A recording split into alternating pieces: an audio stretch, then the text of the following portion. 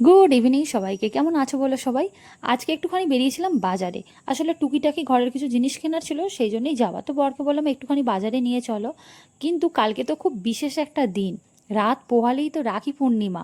সেই জন্য আজকে বাজারে বেশ ভিড়। যতটা ভিড় সারা বাজারে হয়নি, তার থেকেও বেশি ভিড় মনে হচ্ছে রাখির দোকানগুলোতে আজকে হয়েছে।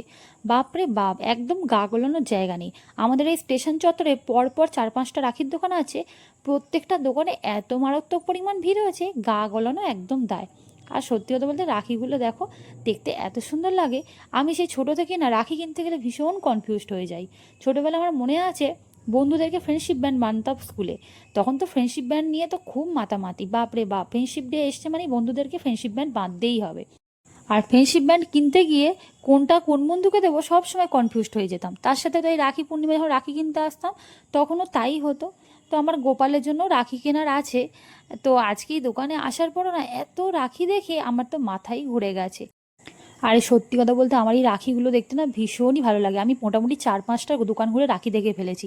যাই হোক, তোমাদের সবাইকে বলি আগাম রাখি পূর্ণিমার অনেক অনেক শুভেচ্ছার ভালোবাসা সবাইকে। সবাই খুব ভালো থেকো, সুস্থ থেকো। তো বাড়ির জন্য একটুখানি মিষ্টি নেওয়া ছিল, সেই মিষ্টিটা নিয়ে এবারে চলে যাবো বাড়িতে।